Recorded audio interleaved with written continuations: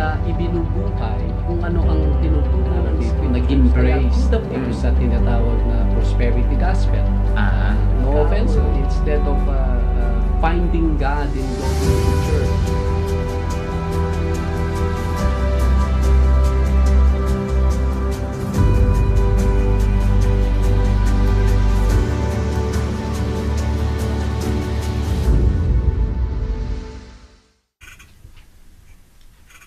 Hello. Welcome po sa ating programang The Bible Cafe. Yan, si Pastor Rameses Gamboa po ito. Pastor Ram in short. Gamboa ng Calvary Chapel, Baguio City. In the meantime, dito po tayo sa Las Vegas satellite studio broadcasting with my brother and my sisters doon sa Baguio City, Philippines. Mamaya-maya ay ipapakita din po sa inyo ang ating magiging mga co-anchors doon. Good morning, good day, good evening, kung saan man po kayo at the moment watching this live program. Salamat at nandyan po kayo. Continue to watch and follow, even praying for this program. Salamat po. Salamat din po sa ating Panginoong Yahweh who continues to give us opportunity to serve Him, to broadcast and to propagate ang kanyang salita, even making this possible na we can gather kahit sa online together tayong mga those who seek the truth, those who want to learn more about the Bible. Salamat at we are in this era, we are in this time na possible gawin ito. And also, one thing you can continue to do us a favor is to share po, spread the word. Noon by mouth, ngayon hindi na, by click na lang. Ilagay na lang yung i-share niyo sa inyong mga Facebook page, post ninyo and everything at marami pang mga Pilipinong makakaalam nitong programa natin. Yan, salamat po. Again, welcome dito sa ating Thursday episode ng The Bible Cafe. Sa aking mga kasama, doon sa Pilipinas, sa Baguio City. Kumusta na kayo dyan? Ano na po ba ang oras natin dyan? Hello po, Pastor Ram. Good morning po dyan sa may US of A. Ang oras po dito sa Baguio City, Philippines ay Bible Cafe Time na! Ayan. Alright. Hi guys! Alright. Good evening everyone. Welcome po dito sa program Bible Cafe. Bible Cafe is brought to you by Calvary Chapel, Baguio City in cooperation with Leader News Philippines, na kung saan po ay we are answering yung different questions niyo po, personal questions or even yung personal experience niyo as a Christian. So as early as now, you can keep your questions coming, even yung comments niyo and even inquiries and even yung gusto niyo pong topic na pwede po nating i-discuss around the sun. Ayan, so if you want to reach us, you can just send your messages at our chat box, and even if you want to reach us through call or text, here is our hotline numbers: 0927-494-2175 for Globe subscribers and 0949-736-5000 for Smart subscribers. So as early as now, come and join us, come on board. Tayo pong lahat ay sama-samang mag-aral sa salita ng ating Panginoon. And everyone, welcome po. Once again, good evening po sa inyong lahat. Pastor, good morning. At I think it's good afternoon sa Gulf countries. Welcome once again to Leader News Philippines Bible Cafe. Si Sister Wilda po ito. Stay put po kayo at mag-umpisa muli tayo magbulay-bulay sa salita ng Panginoon. Good morning and good evening, everyone. It's so nice to see you all again here this episode. I hope we will enjoy this episode. This is Sister Umbi po. Back to you, Umbi, John Pastor, alright, sa Las Vegas Satellite Studio. Alright, sige, okay. Okay. Kape po tayo. Ayun. This early in the morning, we need coffee to boost, Yes. to awaken ng mga cells dito sa ating physical body, ika nga. Kaya Bible kape. Wow, all right. Sige po, all the people who are watching us at the moment, salamat, and we will definitely recognize and greet you after po ng ating Proverb of the Day. Ang Proverb of the Day po natin ay nasa Book of Proverbs, chapter 8. We will finish itong remaining verses niya.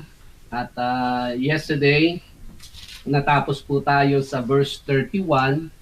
At ngayon, we will continue verse 32 hanggang verse 36 ng Proverbs chapter 8. So we are talking 5 verses, 5 verses. Naka-flash ba ang ating text? Proverbs chapter 8, 32 to 36. Sige po, I will read. Now therefore, listen to me, my children, for blessed are those who keep my ways. Hear instruction and be wise, and do not disdain it. Blessed is the man who listens to me, watching daily at my gates, waiting at the posts of my doors. For whoever finds me finds life, and obtains favor from the Lord. But he who sins against me wrongs his own soul. All those who hate me love death. Yan po ang ating mga verses na titingnan dito sa Proverbs chapter 8. Opo. Now, let's go back again and look at them verse by verse. I guess we can do a bit thorough verse by verse na pag-aaral this time. Few lang po ang mga verses na ito. Now again, kahapon nakita natin how wisdom was so involved from the beginning when Yahweh created everything that we see. Kasi ang tinukoy niya kahapon ay yung mga visible things, yung nature, creation ni Yahweh. Wisdom was there. And not only that, wisdom was involved creating everything from dust. She was part in keeping it. Kaya how this world supposed to continue, it is also done by wisdom. And yet, of course, alam natin ang tao, man intervened, and now see kung ano na ang mga nangyayari sa mundo natin. A man intervened with this sinful nature. This is actually what will be the outcome. Even sa mga pinapalabas at kinukompose nila mga movies now these days, they try to bring us to what is the future coming according to the setup, according to the system na meron ng mundo ngayon. Many movies are being created now. Ang setting ay makita mo yung mga buildings destroyed, some kind of a nuclear bomb na nangyari, or EMP. That's what is waiting for us, because now man is actually nasa kamay na ng tao kung how this life should go. Pero actually, that is definitely contrary against sa wisdom ng ating Panginoong Yahweh. Because ang wisdom ng ating Panginoong Yahweh is life, and it's meant to sustain and continue that life forevermore. That's the wisdom. Pero ito nga, ang tao, they put it aside, they rejected it just because they think they are in charge and they have the they have the callings to make yung mga decisions na nasusunod yung kanilang kagustuhan and everything. Actually dito po sa dito sa Amerika, even dito sa Las Vegas, hindi po ito ang worst na place, but let me share po sa inyo, dito marami pong mga beggars, marami pong mga nagpapalimos. Sasabihin ng mga hindi pa nakakarating dito, maraming nagpapalimos sa Amerika. Marami po. Marami po tayong mga homeless dito. Kaawa-awa po sila. All kinds. Puti, itim, makita mo sa mga intersections, may dala silang mga placards na ato pa cardboard lang, magsusulat sila dyan, please help. O kaya, anything that naglalakad sila sa mga kotse, kung sino yung magbibigay ng donation sa kanila, limos. Pero Amerika po ito. Amerika ito. Kadalasan sa kanila ay makita mo ay naman sila may mga bata pa nga, mga nasa 20s. Actually, nandyan sa daan, they do the same. Marumi sila. And then they sleep wherever they wanna sleep. Hindi pa po ito ang worst. If you will research about homeless sa San Francisco, wow, we're talking, you will not believe na Amerika yung place na yon. But anyways, itong mga taong ito, I really believe they live a life tulad ng average American. Dito, may trabaho and everything, and yet they cannot, they refuse to follow whatever was required for them in order to maintain that average life. Well, sabihin natin, mas gusto nilang masunod ang kanilang kalooban more than sa ano ang nire-require sa kanila. Sure, you can do that. Meron kang konting pera and then you try to act like you're the boss and no one can tell you what to do and everything. Pwede yun. But mawawalan ka ng trabaho. And then after na mawawalan ka ng trabaho, meron kang mga few friends, matulungan ka nila, but because of your attitude, ay eventually, pati yung mga friends mo will be cut off.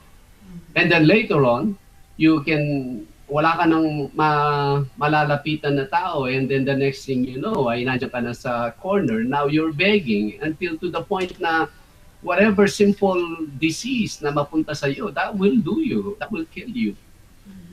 So merong may cutting point ang point ko.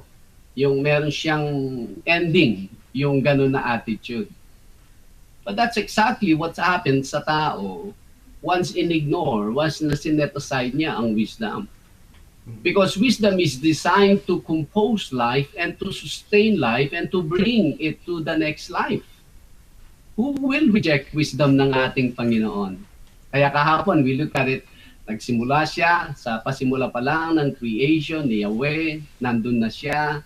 So all the details ng creation, she was involved because in every part ng creation, meron siyang particular function to contain yung sustenance ng life. Nandun ang wisdom. Hindi lang siya kasama sa whole picture, kasama siya sa mga details niya.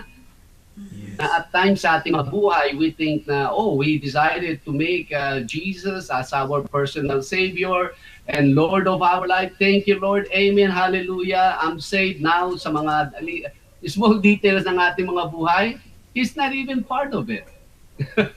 Kaya walang wisdom sa kung walang wisdom dun sa mga maliliit na decision natin sa buhay, guess what? That's gonna have a ripple effect. All of a sudden, naapektuhan pati yung ating service, pati yung ating personal life sa Kanya. It's all affected. Why? Because we only want Him to that thing. Just save my soul. After you save my soul, let me live my life. Pwede ba yun?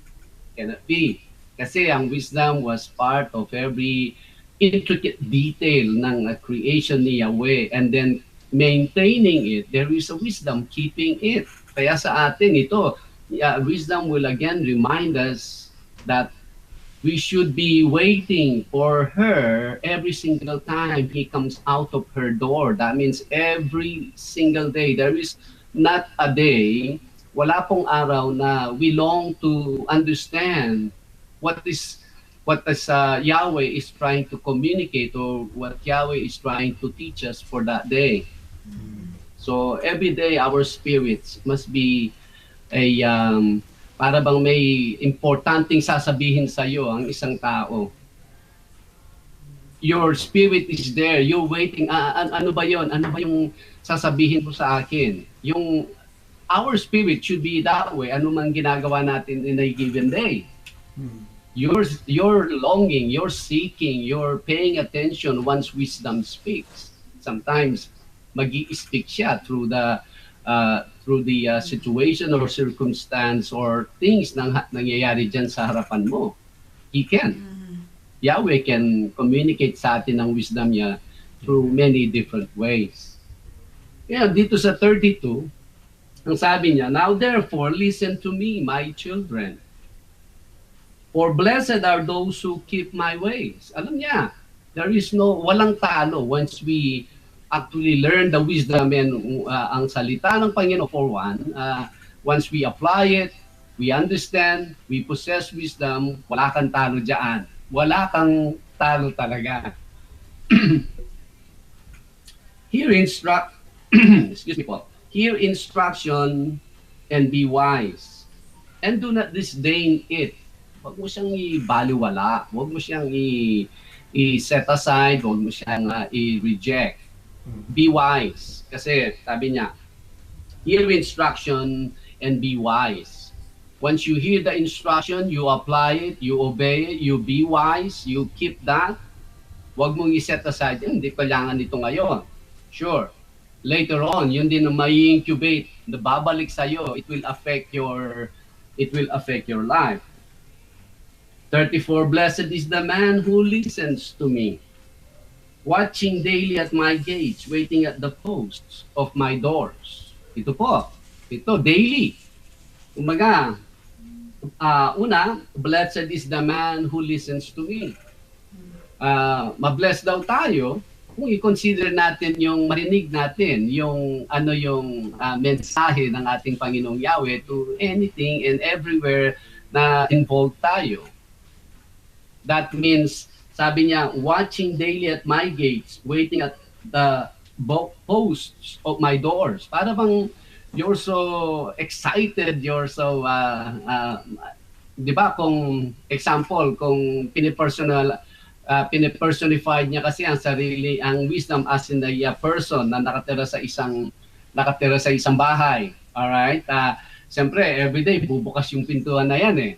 At least sa panahon nila, sa atin po hindi. Dito sa Amerika, never ma-open ang door na at times ay 24 hours ang tao sa loob niyang, nothing like that. Noon, every morning talaga ibubuksan niya yung pinto ng tao para let the air come in, the sunlight come in and everything. So every day, naghihintay kang bukas. Ayun, gising na siya, parang ganon.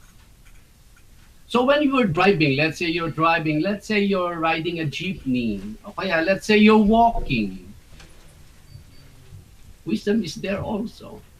When we go to the market, we go to a grocery, wisdom is there also. But where is wisdom? Pay attention and have the spirit to say, wow, I know you have something to teach me right now and today. If that is our attitude, blessed are those who listen to me. Blessed are those who watches my door post na pag mag-open niya, ayan na siya. So ano kaya? Can we learn something when we brush our teeth? Can we learn something when we do shower? Can we learn something when we clean the house? Can we learn something? It's not all in the textbook. Wisdom is everywhere. Kaya kung ang tao ay ang ginagawa ng tao ngayon sa kanyang kapwa-tao in order to control them and to enslave them, keep them occupied. Ito ngayon, ang mga millennials, there are now, pati ako nakahawa na dyan sa espiritong ito na, Yes. Anong tawag doon? Multitasking.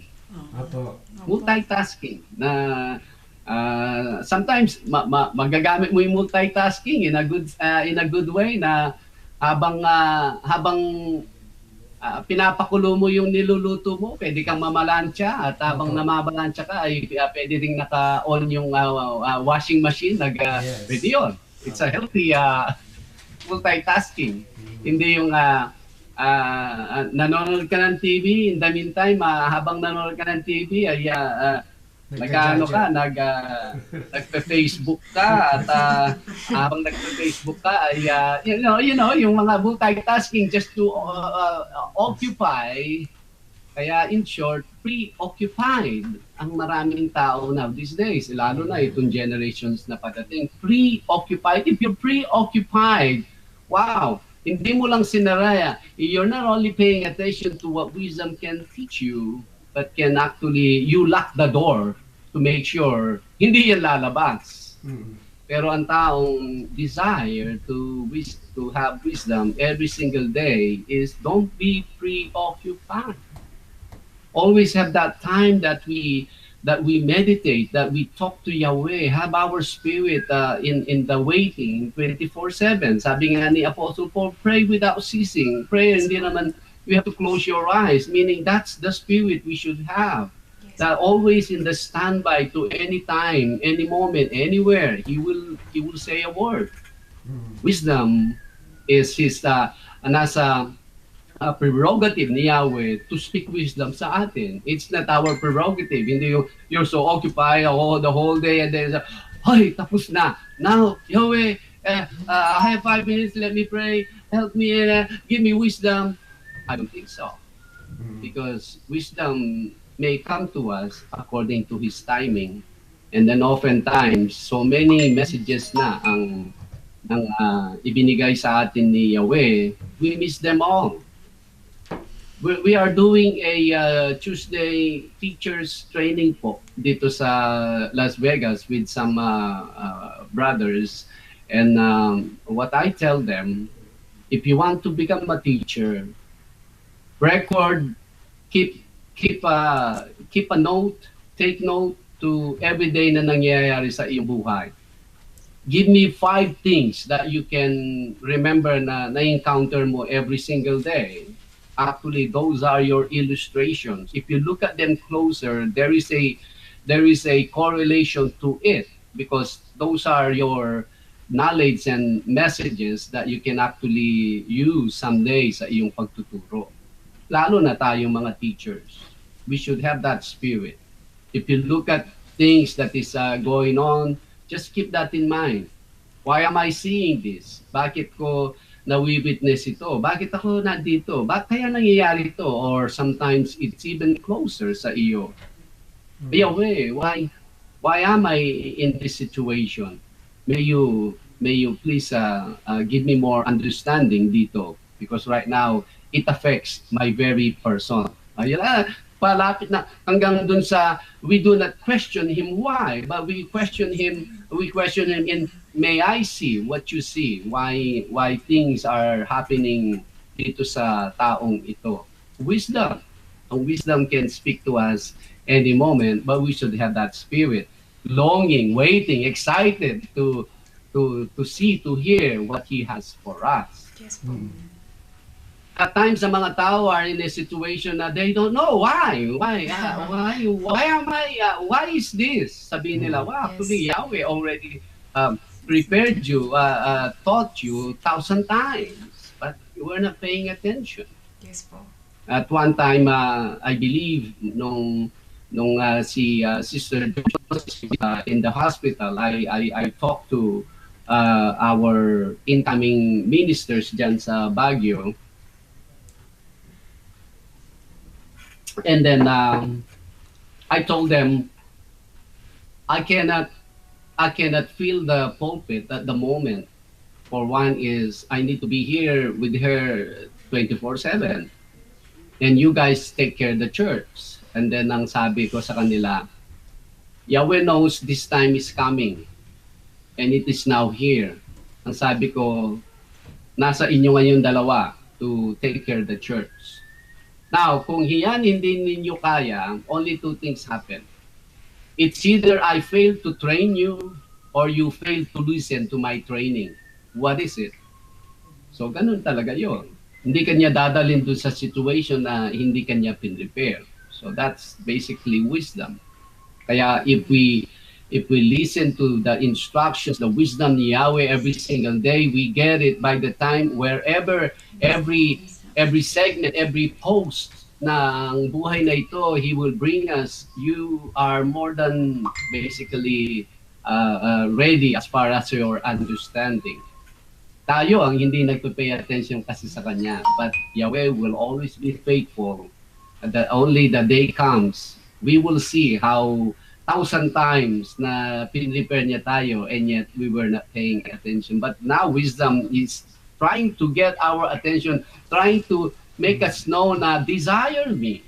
Have that spirit, have that attitude. It doesn't matter anong ginagawa mo, kahit na CEO ka o kung ano man position mo, pastor ka, you're so preoccupied, you have no more time for wisdom. Sure, you can do your things now, but listen, next month, you don't know what to do. Because I'm trying to give you heads up. Piniprepare kita ngayon what is coming next month. But you're too preoccupied ngayon because you feel good. You're being used today. Mayroon na Lord, I'm busy dito. Alam mo naman, this is your thing and everything.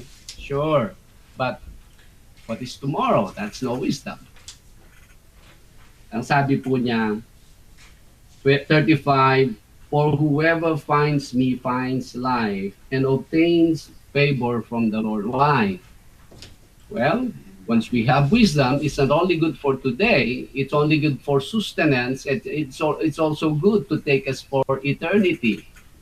Parang kung alisin mong wisdom just because something is happening good sa iyo, the next race, you will not be there. Parang yung Amazing Race na before, talagang reality TV na very popular. Ang Amazing Race is there is a one challenge that you have to finish whatever they tell you to do dun sa card, you do it until pag once you completed that, you grab another card. And then yung card you open that card and another challenge, it will tell you kung ano naman ang gagawin mo to get the other card. If you have wisdom now, sure, you're living now, sure, things are going well with you now. But listen, if you will not pursue that next card by waiting for wisdom, for Yahweh to tell you, that's all you're going to get. You're going to be good here. Pero yung susunod, you're not part of that. Kaya nga ang sabi niya sa 34, for whoever finds me finds life. Because wisdom was part of Yahweh's beginning ng creation niya, kinreate niya, and sustaining niya, and it's supposed to be a forever. Ang earth na ito, it's designed that way because it was done by Yahweh's wisdom. And then ang sabi niya, and obtain favor from the Lord. Why? Why would we obtain favor kung we will consider ang wisdom? Well, because once we get wisdom, that is the design of Yahweh. We go with it. Hindi, ang tao kasi, selfish siya, greed siya, gusto niya, bida siya. Kaya kung masusunod yung gusto niya, he wanted all the attention sa kanya. Pero no, wisdom is teaching us that we are only part of this. We are not the bida of this. Yes po. Hindi mo tayo bida. We are only part of it. People sometimes say, oh God, where are you? Bakit di ako bida dito? You're just part of the creation. You're just part of life. Kaya pag tayo may wisdom, we know how to humble ourselves. Even though our part is just a simple thing, it is well with us because we see it pang long distance ang ating consideration. We have the favor of Yahweh because Yahweh is the master planner and He invites everyone to be part of that beautiful plan niya. And He meant to bring us all in that beautiful life, even in His very presence. Natutuwa ang ating Panginoon pag gano'n ang ating attitude. Kaya alam natin, everyone wants to be click. sentro ng Yes. sentro ng picture. Mapapansin niyo yung mga nagse-selfie at occupy nila yung lahat ng picture. Opo. Ikaw, nandun na lahat ang background yung kasama niya sa kasama niya sa picture. Yung mga mahilig mag-selfie diyan, ha. And then 36, ang sabi niya, but he who sins against me wrong his own soul. Did you see that? But he who sins against me wrongs his own soul. Your soul is only good for now. You're not even considering to the next race. Sure. Sige. You don't need to listen to the instruction now. Ignore it. But you will not get that next yellow card for the next and for the next. You're doing your soul wrong. You don't want to submit. You want to create your own ways. You want to make decisions just from your own, nothing based from what Yahweh is telling us. All those who hate me love death. Why? Because wisdom was part in the beginning and was part in sustaining and was part even in the eternal. Ngayon, ignore natin siya. It's the same as you want the opposite of that. The opposite is destruction. The opposite is gone. Kaya for those who hate me, love death. But if we desire to have the wisdom, we love life. So whatever it takes to continue to be part of this life, even sa forevermore. Wow. Ganun po ka-importante ang we should desire, pray, desire wisdom every single day, every single moment. You should pay attention to what Yahweh can speak and teach us sa given situation. I guess yun lang po ang ating masishare sa Proverb of the Day. Ayan, baka meron kayong mga katanungan or that you wanna add sa aking mga kabagis dyan sa Baguio City. Salamat po. Ayan. Maraming salamat po, Pastor Ram, dun sa explanation nyo. Knowing po na yung Alright. wisdom na nabanggit nyo po is very available and accessible sa bawat isa po sa atin, knowing na in every situation, paglabas pa lang natin ng bahay, mga bagay na nakikita natin, na pagmamasdan natin ay may mga bagay po na pwede nating makuha doon. But one thing po na it take my attention is yung pagiging busy ng mga tao ngayon, lalo na po sa panahon po natin ngayon na yung technology is making people very comfortable at the expense of their own home po ay alos din sa lumalabas na to the point na parang naano po sila, na-suck sila doon sa ibang Yes. dimension ng buhay po na ito. And sometimes po ang basis ng tao ngayon na about sa wisdom is yung kung ano po yung bagay na ano yung natapos mo na course, kung ano yung bachelor Yes. na natapos mo and everything. So walang katapusan po yung learning ng tao sa panahon po natin ngayon, knowing na yun po yung doon po nila binabank yung kanilang sarili, kanilang future. Pero ano po ba yung nag-i-stop sa isang tao na hindi po nila ma-realize na yung wisdom ng ating Panginoon is accessible? But even sad to say, even yung mga church goers, pastor na sila, dapat yung maging way, maging channel para ma-discover ng mga taong ito. Ang katotohanan po ay sila po yung mas na sumasama sa flow, sa agos po ng mundong ito. O ibig po bang sabihin nito, Pastor, ay napag-iiwanan na po ba yung mga church, or it has something to do the doctrine po na lumalabas po sa panahon po natin ngayon? Well, for now, for one is many pulpits do not draw the line. You have to draw the line sa mga tao. Many pulpits are not clear that people or Christians should make a decision every single time, every single day.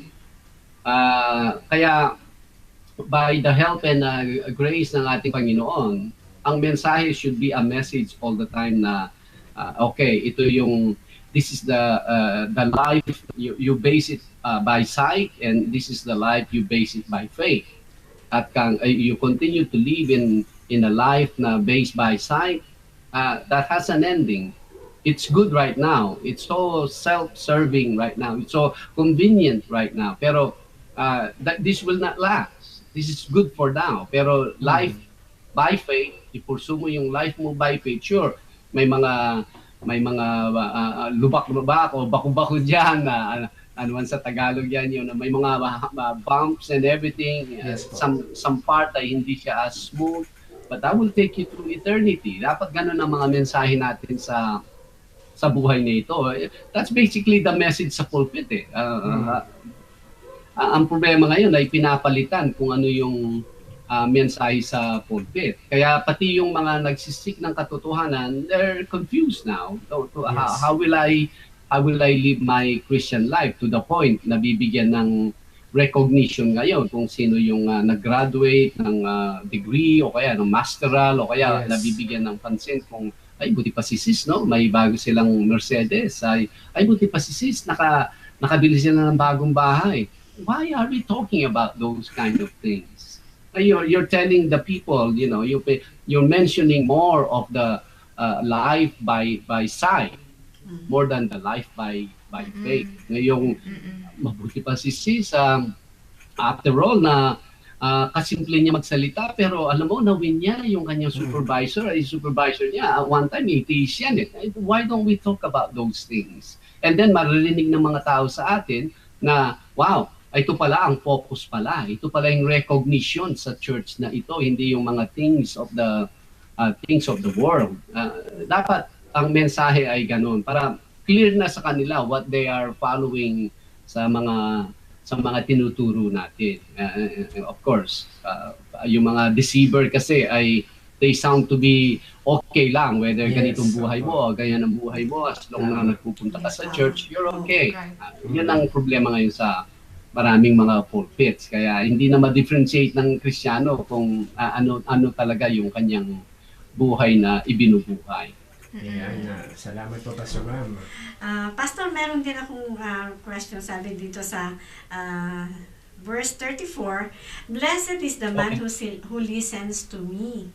So, sabi niya, is these blessings come from to those who not only listen to wisdom but are willing to inconvenience themselves to seek her? Oh yes, absolutely.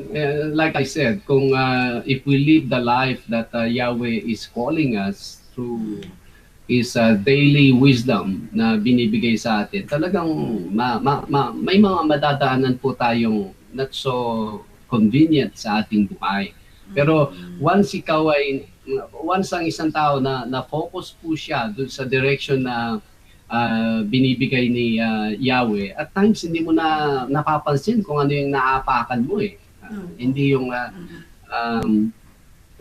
kumbaga ang taong hindi into faith, they're so conscious kung nadudumihan yung kanilang sapatos or yung kanilang kung ano yung kanilang naapakan. Ay, inayo ko diyan.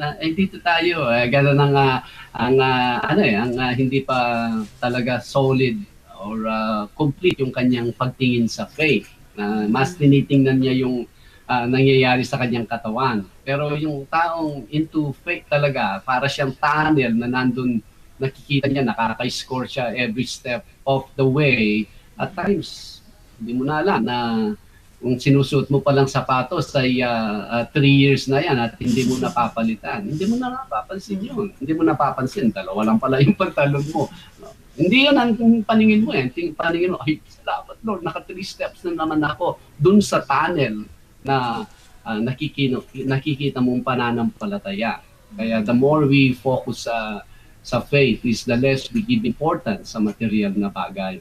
Kaya mga tao naman, they mix the two. Sabi niya, am I really following you? Am I really on the right side? Bakit nadudumihan ang sapatos ko? Dapat hindi na madumihan to, no? Sino may sabing di dapat madumihan ang sapatos mo? Ang binigay ko sa iyo yung direction eh. Hindi ko naman sinabi na it's gonna be a bed of roses. Yan, walang sinabing scripture na bed of roses ang ating mga buhay once we pursue in following Him. Ayun, Pastor. Just a quick one, Pastor. It has something to do with getting occupied po, Pastor. How do you find po yung mga sinasabi po nating Christians na they are busy doing the ministry day in, day out. Tapos ano po, yung to the point na wala na po silang time sa kanilang family or personal time. Meron po bang term na sinasabi natin na na-overdo nila yung ministry po or wala pong ganun? Marami po. Marami ang ano sila, Nakakalimutan. busy, preoccupied sa ministry. Yes, Marami po yan. At times ay hindi naman sila nabibisi for the sake of yun ang pinapagawa ni Yahweh. Kaya napaka-importante even sa panahon ni Moses na he actually wants to do all things. And then his father-in-law, he advised him, sabi niya, why are you killing yourself? You're tiring yourself to death. Why don't you appoint people to handle matters for you? Yun na ngayon. Yan nagsimula yung idea ng mga judges eh. Yes, opo. So he appointed judges for thousands, he appointed judges for 100s and 50s and everything. So you don't need to do all that. Kasi halimbawa, actually may tanong tayo kahapon kay Sister Cory na ang ano daw yung structure natin diyan sa Baguio City. Yes. But basically, we will answer that. Basically, Yes, that's what Baguio City structure ay yung tulad nung ginawa ni Moses para Yes. the more na dumadami kayo, dumadami yung mga nade-delegate yung mga different gawain sa church that you don't need to do it all kasi unang-una meron kang personal life, may family ka, Opo. and then you have involvement. That should be the pattern ng isang pastor, hindi yung gagawin niya lahat. Pag ginawa mo lahat yan, Tama. Yes po. pupunin talaga. Sabi nga nila, binigay mo yung kamay mo, they want your arm. Pag binigay mo yung arm mo, they want your body. Wala na. Opo, yes. Sabi nga noon na I was doing the same mistake. Sabi ni Sister Josie sa akin, baka hindi ka na makilala ng mga anak mo. Kailangan mo ng ID bago ka papasok sa bahay. Okay. What's that? Ano yung nangyayari? Yun. You know, sa one time, meron po tayong extension of Bible School dyan sa Baguio, every Saturday yan. And then, kinwestiyon ako ni Josie, ni Ate Josie immediately. That was my last, that was the last term. That was the last term. After nung class na yon, kaya wala na po tayong extension of Bible School dyan. Dapat meron din po tayong time sa ating personal, sa ating mga family and everything. Ayan, kaya po siguro pa sa pagka yung mga pastors na gano'n, yung ino-overdo nila yung ministry to the point na kapag may opportunity na nag-arise, sasabihin nila, deserve nila yon na to the point na they will abandon the ministry because they are doing the ministry for their own good. Ayan, so I think Pastor meron pong question si Sister Umbi. Okay, Sister Umbi, yes. Yes, Pastor, I have also a question from verse 34. Okay. When I hear that verse, wow, I guess we are so much loved from Yahweh, and then we are so blessed that we are allowed to be part of this verse. But when I listened that verse, there was a question mark in my mind. Why isn't it that much is to see people who are doing what this verse said in their natural way po? Because when I imagine, when I do our ministry, and then I'm with them, and then how we are living, how we are doing, serving Yahweh, I think that's so wonderful po. So, but there's my question mark, why it's not easy to see a lot of those people po?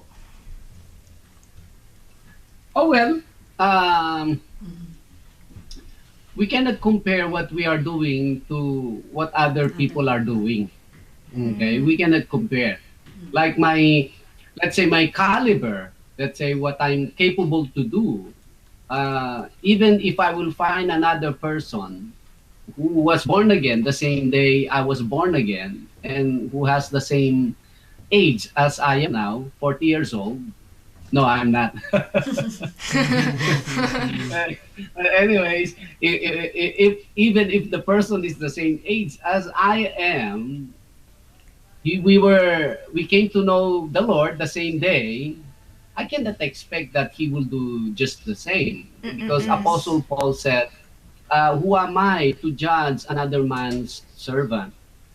Yes po. Because we should not demand and expect everyone to do the same as we are doing.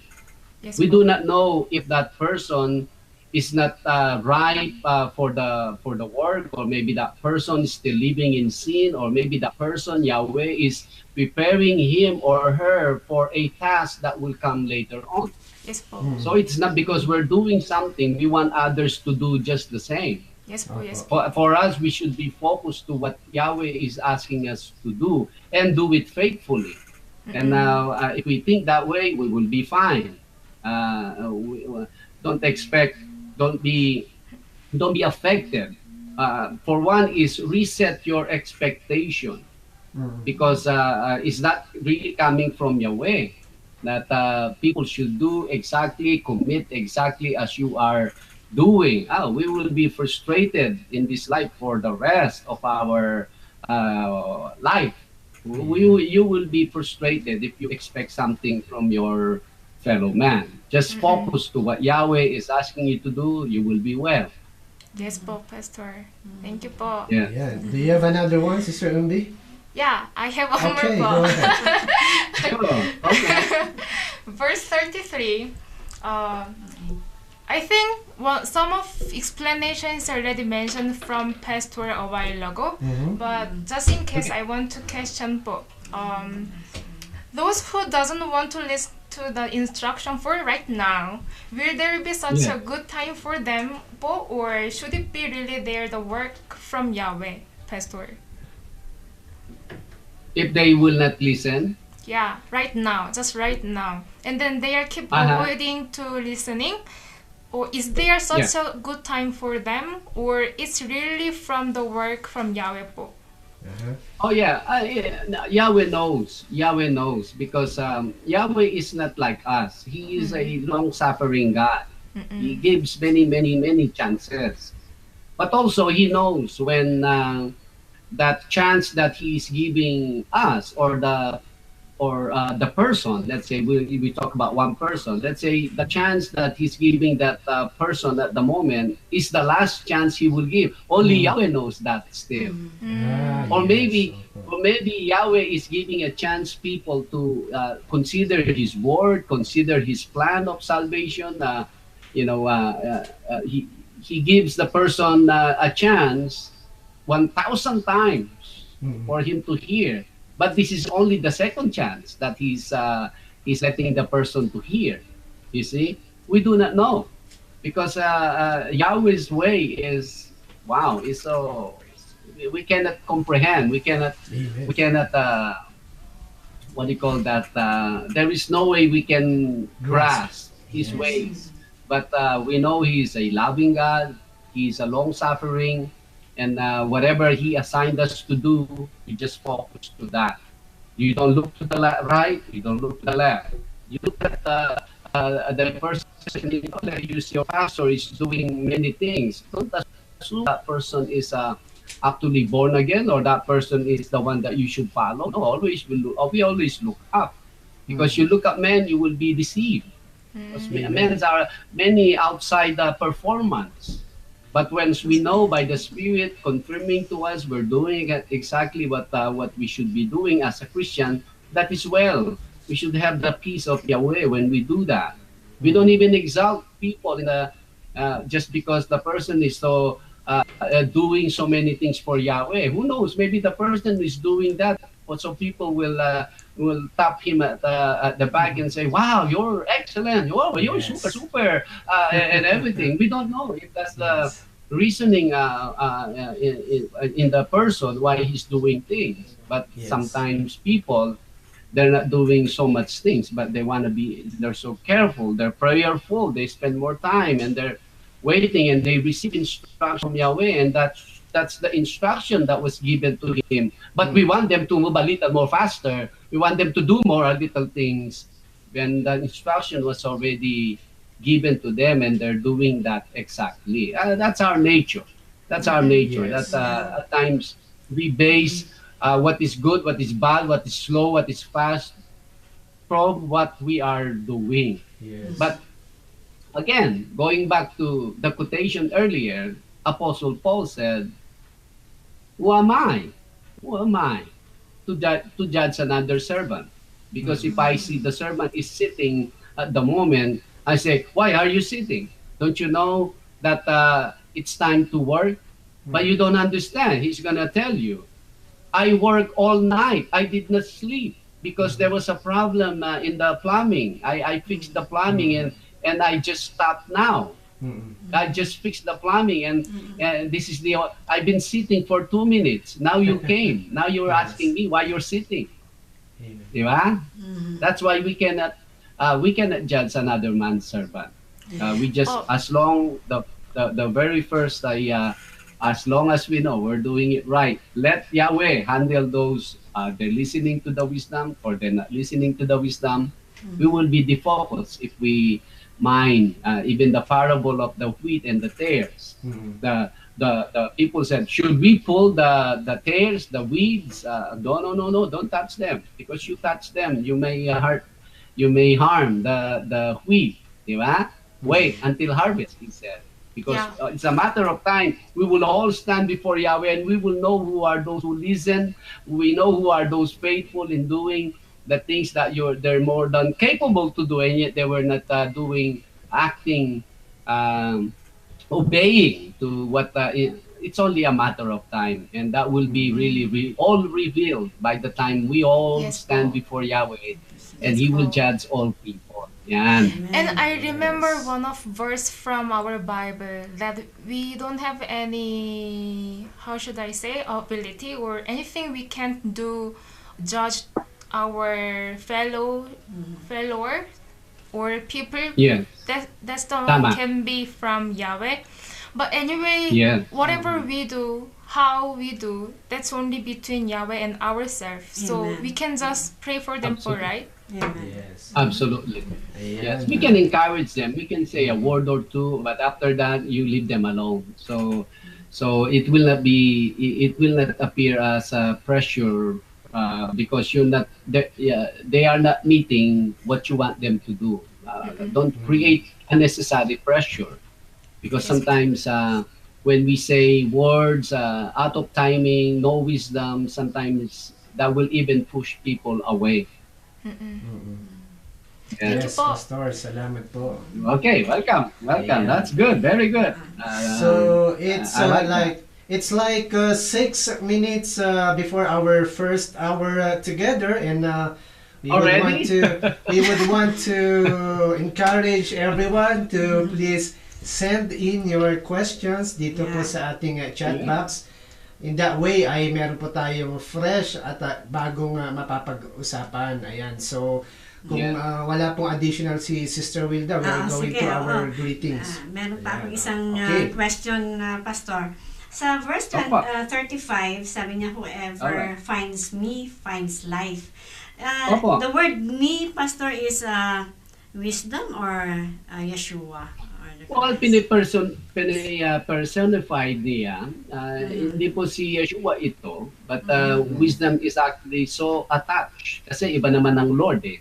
Ang Lord actually is in the capital L-O, capital O, capital R, capital D. That's Elohim eh. Opo. So, basically, yung wisdom naka-attach sa kanya, nakadikit sa kanya. Kung wisdom is to bring life, she was part of bringing life, and she was part of training, and she was part of bringing this life to another life. So, hindi po mismo. Yung something about the para bang yung kape, yung kape may amoy, parang amoy siya eh. Kung walang kape, walang amoy. Kahit hindi tunay na kape, yung Nescafe, may amoy pa rin yan. May amoy pa rin. Yung ganun siya, hindi siya mismo. Okay. Pero yung amoy, andun siya. kung who Yahweh is. Exactly He is. She is. Oo. Yes. Another one, Pastor. Sa verse 35 pa rin, can a person find wisdom or life without Christ? Mhm. That's an excellent question. Generally, sa panahon po natin, we were given a covenant that we should all start in Christ. If we truly possess wisdom, if we truly desire and pursue wisdom, we should all start in Christ kasi we are in our natural body, natural mind, yung exposure natin, upbringing natin, it's all para siyang may cataract ang perspective ng tao. Until when we get to know Christ, that's the moment na iwawash ng Panginoong Yahweh itong mga perspective, mga kaisipan na not so. Now we have a different perspective. Now we are so more, it will be more clear to us to see, to sense ang wisdom coming from Yahweh. What about those people na hindi nila narinig ang ating Panginoong Jesus? Yeshua, even at this point. Well, now we're dealing with those particular exemptions of Yahweh, because Yahweh will do everything that people will enter His kingdom. Pero sa atin pong nasa kabihasnan na we have the Bible at nandito na talaga, naririnig na natin yung gospel. I believe tama lang na we should all start in Christ para mawash yung mga luma nating, mga dati nating perspective na makalaman, carnal ang ating nature. Ayan, salamat po, Pastor Ram. And before Sister Unbi is going to read our backlog questions for today, since wala pa pong pumapasok na katanungan for tonight, we are up to our greetings on our first hour together po. So, umpisahan ko na po. Una po sa lahat sa Calvary Chapel. Sige, I will refill I will refill my coffee. I will watch your I will listen to you. Okay po, Pastor.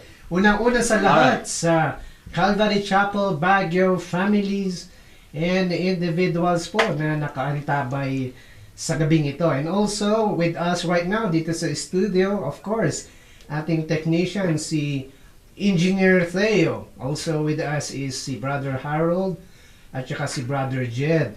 And yung unang bumati po sa ating umpisa ng broadcast was si Sister Crema Kanlapan. Hello po, Sister Crema. How are you doing po? Send in your question, Sister Crema.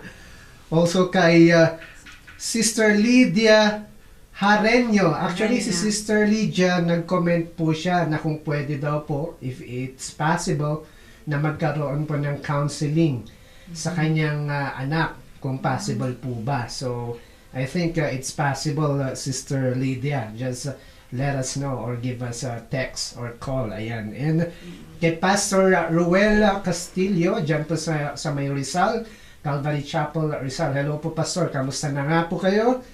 Kay Brother JV Brave, ayan, dyan sa may Bukla, including, of course, sila Sister Virgie and the rest of the family members.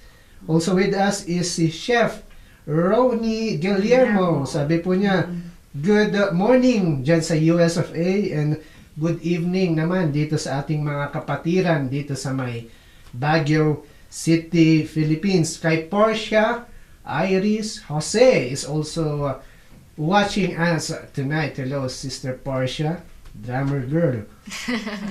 Also kay Brother Reston Pelicano, Labrador, bro.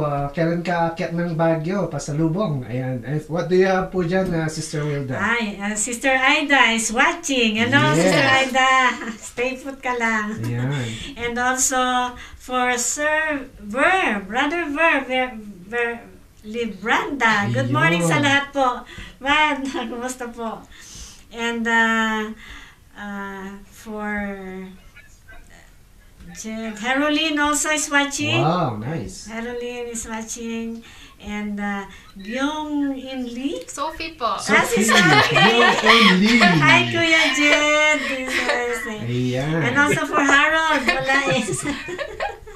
Good evening, Brother Restan and Bro Jan. Yung Jan Yong. Ayan, Jan taga Yong. Calvary Kumusta? Chapel, Manila Yeah. po siya, si Jan Yong. What do you have there, What do you have, Sister Umbi? I have also here Kuya Ali. Yes. Hello, Kuya.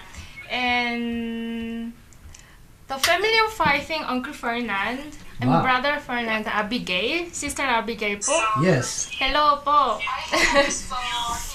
Also kay Uncle Nilo Cabuco and Auntie Marina Callejo dyan sa may Urdaneta, Pangasinan while cooking hot cake. She is watching with us tonight. Hello Auntie, pahingi po ng hot cake. Ayan. Also kay Brother Don Fernando Vergara with Sister Renz and kay little boy Seb. Ayan.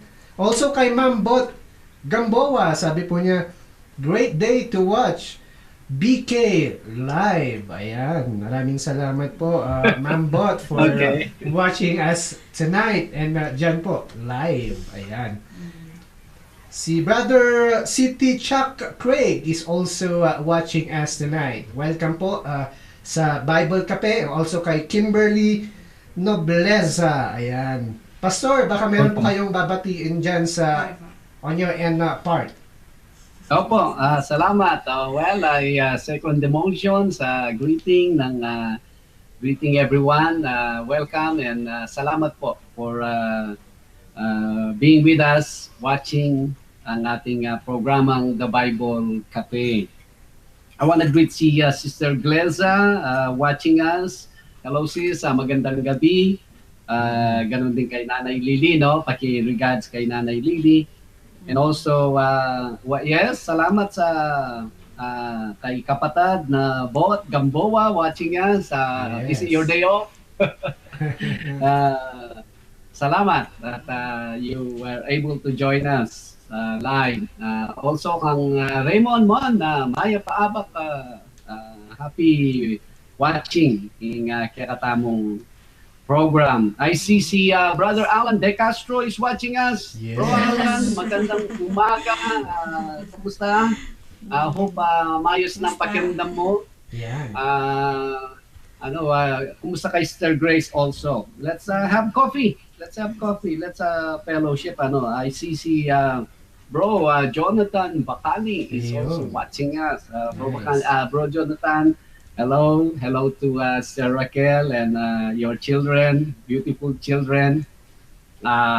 When I see your family, it reminds me nung andito pa kami na maliliit pa sila Jerry and everything. Enjoy that moment. Actually, we are just so blessed as a family. At one time we had all the opportunity to store up wealth dito sa US of A. I used to make a lot of money dito sa bansang ito. Lalo na nung nandito kami sa Las Vegas, it was really booming. And I was able to secure a job na, at times you can basically make money sa madaling kumita ng pera during that time. But salamat sa Panginoon because the talents, the gifts that He blessed us, pursue also, how you can be of use and utilized by Yahweh. I'm sure yun naman yung nakikita kong you getting involved sa worship and everything. But remember, inductive is already in you. Kaya yun ang maganda ring i-pursue, Bro Jonathan. Si Suzette Mariano is watching us. Kapatid, Maya pa, Abak, Geka. Sister Mines watching us. Hello sis, magandang gabi po sa inyo dyan sa Pilipinas. Si Sister May watching us. Sister May, magandang gabi din po sa inyo. We say hi sa inyong mga children. Si Brother Kit Elman is actually watching us. Brother Kit, Kuya Kit, kumusta na kayo dyan? Sa New York kayo, no? Hello. Welcome sa ating program na Bible Cafe. We do this every Monday to Friday, 5 a.m., sometimes 5:30, depending kasi yung mga some of our co-anchors dyan sa Baguio, they are involved sa full-time work. So we wait sa matapos yung kanilang shift and then they immediately go to the studio. Kaya paumanhin po sa ating mga viewers sometimes na di-delay po ang ating program. But anyways, 5:30, we should be on, ano po ito Pacific time sa inyo dyan, Kuya Elman, 8:30 na yan, Eastern time kasi kayo Ganon din si Brother Benedict Navarro. Hello, Brother Benedict. Good evening sa inyo dyan sa may Lawag, no? Sa may Ilocos Sur. Wow. Good evening. Say hi to your family. At ganon din kay Sister Nena Navarro watching us. Sister Nena, magandang gabi po dyan sa inyo. Nag-greet na ba Sister Nena? Hindi pa po, Pastor, hindi pa. Oh yeah, please say hi sa whole family, kay Pastor Mike and everyone. Nawa ay well, may everything is going well po sa inyo. And I see si Ma'am Victoria Corpus is watching us. Opo, Ma'am si Victoria, maganda. Hindi ba ito yung auntie ni Opo, Bro sa Dennis? Davao. Opo, sa Davao. Yes. Sige po, for now, those are the people I see on the screen. Kaya Yes. welcome po. Sister Yeah. Angeli also watching po. Yan, si Sister Angeli. Ah, Ayan. si May wifi daw po, Si Angeli. Pastor. Sa work niya, kaya nakapanood siya. May wifi po siya. Oh, yun, access. yan. Sige. Very good. Nice. And we're up to our first question for tonight, Pastor Ram. Actually, this is a back question that we had yesterday, but naubusan na po tayo ng oras. And the question is going to be read by our sister, Korean sister, Sister Christina. Ayan, if someone will ask in Korean, you will answer Umbi. Umbi, you do the one the answering. What's the question for? What's the first question? Brother Dennis, is that Sister Kami po? Yeah, that's Yeah, that's the one. Yeah, I have it here po. Let me read it po. Alright. For Sister Kami. Referring back po to your teaching the other night, being careful and discerning when to respond. Medyo it stumbles me Maybe you when a speak by the brother... mic. You speak by the mic. Yes po. Medyo it stumbles me when a brother or sister does not respond at all when being asked a question. Is it not more prudent or more unifying to at least acknowledge the person instead of seemingly disregarding her or him? It does give the impression of being disrespected. Take po niyo po. Take niyo po. Yeah, sabi take niyo niya. po. Thank you po. Thank you. Okay. The question is, can we reward that question? Someone, if you ask someone and will not respond, hindi siya nag-answer, ganun ba yun? Opo, Pastor, regarding po, Pastor, yung being prudent, yung you need to be on yung timing po ng pag-release mo ng salita, paggawa mo ng actions. Sabi ni Sister Kami, sometimes na-offend po siya sa mga kapatiran na pagka tinatanong po ay hindi naman po sila sumasagot sa kanya. So parang it's kind of offensive. So ano po yung take nyo po daw po dito sa scenario po? Well, na ito? the thing is, we do not know ano yung situation ng another person we have a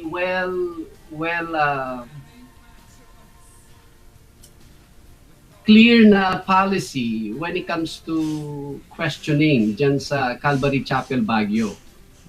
And if you are a regular Calvary Chapel attendee, member, even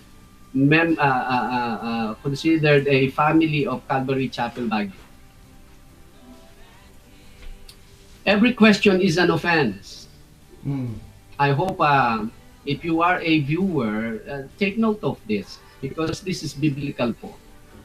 Every question that you ask a person is an offense. Baka this is a surprise, new sa inyo, but that's what it is. Because anything, ang tao kasi, you imagine yung kanyang, kumbaga, meron siyang particular na boundary. Ano po? If my boundary is this is my privacy. If you will ask about me, you are entering this boundary of mine. Ang tawag dyan, privacy. Why is that? Well, because we are individuals. We tend to keep our the things from us. So whatever that is, halimbawa, meron kang boundary nandiyan sa ilagay na lang natin in the material things. Let's say binakod mo yung iyong bahay. Bahay na yan, binakod mo pa. Yes? Now, the moment you enter that yard or yung bakod na yan, you are trespassing already. Doon pa lang sa bakod. Now, hindi ka pa pumapasok sa bahay. Much more, pag pumasok ka sa bahay, that is really a major trespassing. So imagine ang privacy ng tao now, unseen, that's the parable, ay anything you ask the person is actually an offense. So it's up to the person when that person will reply to you, unless you sign a contract that every time I question you, you have to answer at nag-agree yung tao, then that's the obligation, responsibility na ng tao. Bawa, nasa work ka, at ikaw ang supervisor and then you have an employee. At sinabi mo, okay, ang scope ng trabaho mo is this. When I answer you, when I question you, you answer me. Okay, magsasign siya. I'll give you a paycheck every week. That's fine. So every time you ask this, that's different. But it's different when you're talking to person na wala tayong sinay na dapat sumasagot sila. So meaning when we ask the person anything at all, ay nasa mercy natin na we are under their mercy on when and what they will answer us. It's not according to when they should answer us. Kasi we are offending the people, a person, every time we ask a question. Let me illustrate po, no? Kumbaga, tinanong mo sa tao, oy, by the way, ano pong pangalan ninyo? Ano pong name ninyo? O baka sabihin natin, yun, paano po yun? Is that offensive? Well, let me make a scenario. Oh, my name is Excalibur. Okay? Ha? Excalibur ang name mo? Ganda naman. Paano pong spelling nun? Eto ngayon, ang tao pala hindi marunong mag-spelling. Now you are putting the person on the spot. Just simply asking a name. Ang sabi niya, how old are you? O yan, alam natin, maraming na-offend pag tinanong kung ano na yung edad. Wala na sa Wala sa kalendaryo. kalendaryo. Opo, simple things. Saan po kayo nakatira?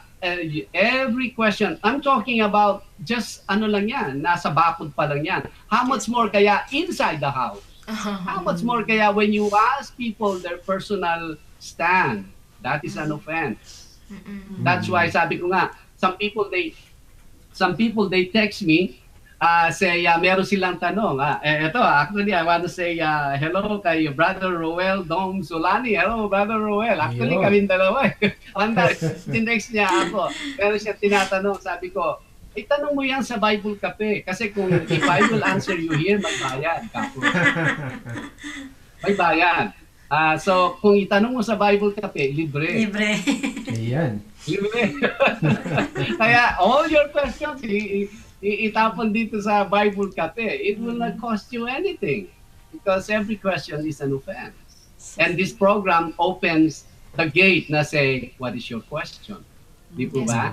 And we are obliged to answer your question. Kaya, Sister Cami, just keep in mind, pag tayo ay nagtanong, we are now under the mercy ng tao. What and when they will answer us, or else we will be so frustrated. We don't know kasi how much they are occupied or kung yung bang tinatanong ninyo will be something something that will expose them, or yung tinatanong ninyo is too bold, or whatever that is. Ang alam ko po ay ang pagtatanong is something that you wanna know more about ang view or yung stand or kung ano man yung perspective ng tao about dun sa even simple information. It's still a question. Kaya we place ourselves under sa mercy ng taong tinatanungan natin. Even dito po sa actually dito sa CMI Las Vegas, I'm starting to introduce na yon. Na every question is an offense. You don't just come to me and ask me a question. Lalo na kung ikaw ay nagtuturo. You ask me a question and you will place yourself in a very awkward position because I will bring back to you. What I will bring to you is yung tinatawag na rabbi rights. Rabbi rights is when someone asks you an information, you ask them an information as well before you information. That's right. It's lalo na sa church setting. You know, if someone will ask you, do you know what John 3:16 is? Huwag mo sasagutin yun. Hindi ka muna obliged. He's asking you a particular information.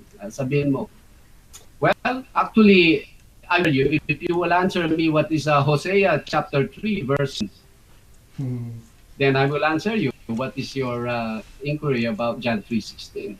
Oh, kung hindi niya masagot, so I'm not obliged to answer your question. That's rabbi rights. I mean, sa setting na natin po ito, in connection lang sa tanong ni Sister Cami na will you be so frustrated? Will you be not to get reply from people that you are asking? We place ourselves under sa mercy ng tao. It's their prerogative on when and what to answer ang mga tanong natin. Yun lang po ang masasagot natin doon. Lessons learned, Pastor, na if you want to ask question, just ask sa Bible Cafe time. And before we go to the next question, Pastor, series of greetings pa, mahaba-haba po kasi. Kay Brother Rick Oitas Jr. wants to say hello, including dyan po si Sister Edeline Yabut Oitas. Ayan, si Sister Bilma Kayaban. Pastor yan, si Pastor Rick. Is also with us, si Sister Bilma Kayaban. Also kay Jamaica Dagimol Dagdagan is also viewing us or joining us tonight. Happy viewing po or happy watching. And also kay Rosana Sunflowers. Sabi po niya, good morning Las Vegas, Pastor Ram. And good evening Baguio City. Si Sister Tanya Vergara Adrias. Si Sister Cami, of course, is watching from Lawag. And kay Katrina Joy Cabuco, and the rest of mga pumasok, si Brother Fernan, at saka kay Sister Madu. Ayan. So, may next question pa si Sister Sofia. She say, hello. As a person who attends Calvary Chapel Baguio, what if I need to live in another place or country and there is no church like Calvary Chapel? Yeah. Should I attend any church that just believe Yeshua or not? Because it is hard to keep faith with the people who know different explanation of the Bible. Thank you. Sophie's living next to you po. Oh, yes. Thank you, Sophie, for the question. Sophie for the question. Sophie said to me one day, sister, I'm ready na to prepare for that. I think that's big question mark for her po. Oh, well, we will answer that question, but as Sister Rosana was saying, we have to answer her question from yesterday, as we promised that we should answer all the questions yesterday. Yes. Diba? Yes, Okay. Sophie, if you're leaving next year, leaving siya next year? Yes Yeah? po. Okay. What you will do is take the names of all the people in the Calvary Chapel Baguio and then petition us to go to church. That's right. I agree. If you cannot find a church like Calvary Chapel Baguio to the place you're going, just petition us. Let's Yes. have a church. Nice one, nice Yeah, one. and then And then Umbi will prepare the airplane tickets for us. Pwede na po. Yeah, we'll try to find a church for you. When I come back, we'll try to find a church for you. As long as you're not going to Afghanistan. Yeah, that's right. Okay. All right. Okay, we'll talk about that when I come back. Pastor- Ano yung question natin? Sige. Pastor, Go, sabi Dennis. ni Ma'am Bot Gamboa off today and tomorrow daw po. Kaya she is watching live right now. Alright, Yeah. alright. Pastor, yung question ni Sister Rosana's Sunflowers is with the Umbi. Do you have it with you? Let me check Okay, it po. okay. Yes po. Alright, go ahead. Sister Rosana's question here po. Pastor, one of our leader mentioned that I think it's already mentioned about our early time from Pastor po, Brother Dennis. The church goers po about it. Yes, church goers. Yeah. Okay, what's the question? Pastor, one of our leader mentioned that churchgoers might not go to the Lord's kingdom because they are not honest in giving tithes. Tights. Yeah, tithes. What can you say Tithes. about that? Thank you po. I was confused about Sister Cory's question po. Sorry po, my mistake. Ayan. Okay, yeah. Yeah. I think Sister Cory also has a question yesterday Yes, that we should also deal with that. Opo, Pero Pastor, naka-standby I po remember, siya. I think I read that question na ang sabi kung daw may preaching na kung hindi daw tayo nagbibigay ng ikapu, kung hindi daw tayo nagbibigay ng ikapu ay hindi tayo makakarating sa kaharian ng Diyos. Well, ganito po yan eh. Ang what Yahweh is teaching us through His Word is a holistic po. Kabuuan ng tao yan. Ang pabibigay ay isang area ng demonstrating your pagtitiwala at pagsunod sa mga habilin or instruction, Torah given to us. Now, let's say nagbibigay ka. So you are approved in that area. But look, ang scriptures is actually teaching us all areas sa buhay natin that we should be well. Kung ayos ka na sa pagbibigay, then you take care all the other areas na you should focus and occupy yourself doing those areas that you're still not doing. So if you're so busy, if you're busy taking care, working on those areas by the mercy and help ni Yahweh to make you a well person dito sa buhay na ito, you will not have time to notice those others who are not well in area that you are already well. Di po ba? Halimbawa, ako ay isang mananampalataya at nagbibigay ako ng ikapu. And then narinig ko, yung iba hindi nagbibigay ng ikapu. At yun ang pinipress kong issue na dapat magbigay kayo ng ikapu. I stopped growing because now I'm focused more in comparing the area that I'm already well when the others are not yet. So I stopped growing. Kasi why? Because I have 1,000 things to improve still sa mga other areas ng buhay ko. Kaya kung makita mo ang ating Panginoon, even Yeshua, nung nandito po siya, He is not focused on the shortcomings ng mga tao, but He was focused in what He must do and accomplish sa kanyang stay dito sa mundong ito. Kaya sa atin, we're not even Yeshua. I don't think I'm Yeshua. I don't think I'm too far from being this. Why would I pay attention? Why would I want people to why would I spend and consume my time, even sa pananalita ko, people to become something like I'm already doing well sa isang area when actually Yahweh is still constructing me in many areas of my life. So I must be focused doon. Kasi pag tinocus ko yung something that I do well already to other people, that they should do well also, I'm living still under the law. I'm living under self-righteousness because I'm banking on something that I'm already well. Don't do that. It's not a good path. Kasi magiging ano ka you will approve yourself rather than let Yahweh approve us. Ganun po. Kaya, is it good to give, to help ang gawain, even by way of giving the 10%? That is well. That's actually a baby way of showing your trust to Yahweh. Yung mga iba, they cannot give 10%. Let Yahweh teach them. If they will never arrive to that area, that is well for you. But it is not well for them. Kasi ang scripture is teaching us from the first page to the last page, from the first book to the last book, teaching us how to serve, to live, not only dito, kundi how we can live well with others also. Saan po pupunta pag tayo'y nakakapagbigay ng according sa Panginoon? Napupunta po yan sa gawain.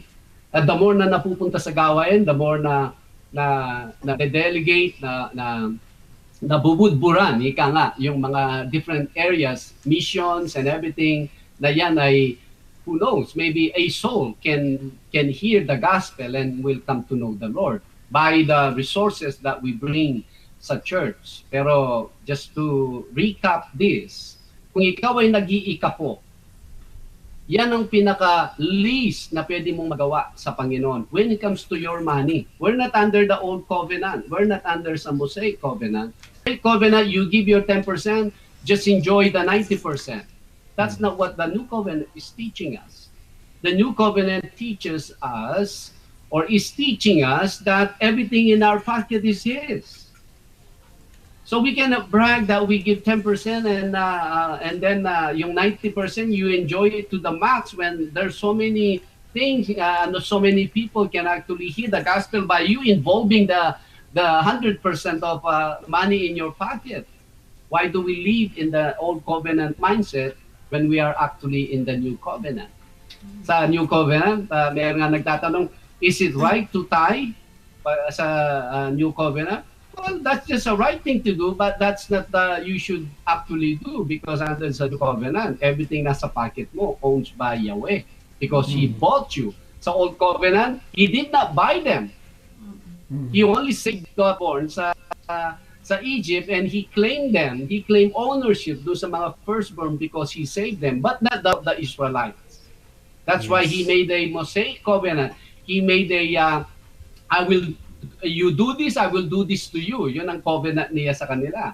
Pero under sa new covenant, He bought us. He's not even giving us, gawin mo to, gawin ko to. No, I own you. Yun po ang kalagayan natin sa new covenant. So if He owns us, why are we only giving the 10%?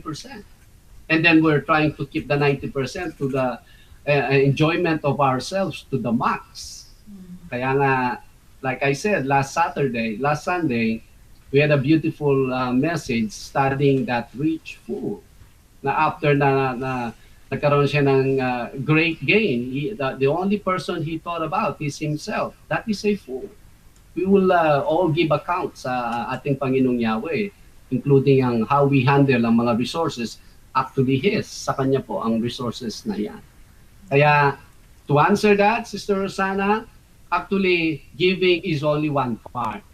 And that has no basis of whether you are saved or not. It has a basis of, do you really trust the Lord with your resources or not? Pero walang kaugnayan sa salvation. Christ did not die for us to give money.